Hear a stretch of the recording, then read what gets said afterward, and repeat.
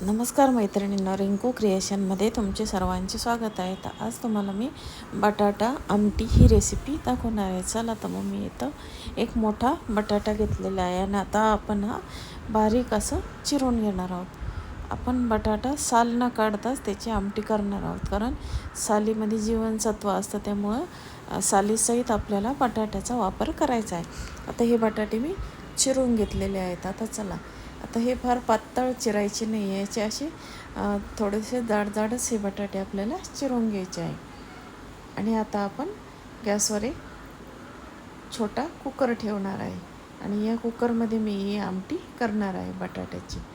चला तर मग आपण आता गॅसवर कुकर ठेवूया आणि या कुकरमध्ये आता आपण गॅसवर कुकर ठेवला आहे आणि त्यात अर्धी पळी तेल टाकून घेतलं आहे. आता आपण फोडणी करून घेऊया. आता या फोडणीमध्ये जिरे मोहरी दोन्ही थोडं टाकलेलं आहे. आता यामध्ये कांदा लसूण मसाला, लाल मिरची पावडर, हळद आणि हिंग टाकून घेतला आहे. आणि आता हे बटाटे आपल्याला 2 मिनटं परतून घ्यायचे आहे. तर बघा मैत्रिणींनो, आता आपण हे बटाटे परतून घेऊया.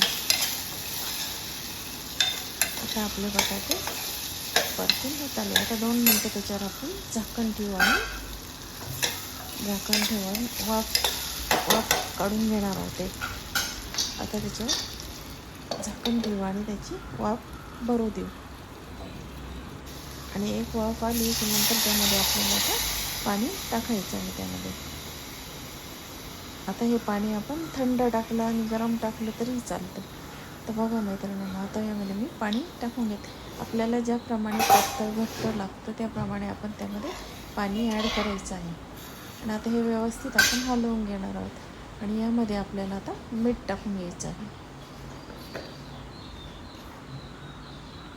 आता यामध्ये मी 1 चमचा मीठ टाकलेलं आहे. आणि आता यामध्ये आपल्याला 1 चमचा शेंगदाणा कूट टाकून घेऊया आपण. त्यामध्ये शेंगदाणा कूट टाकलेला आहे. आणि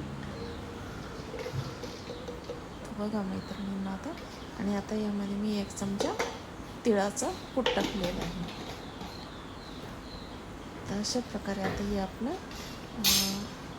फोडणी झालेली आहे. आणि आता त्यामध्ये कोथिंबीर आपण टाकून घेतलेली आहे.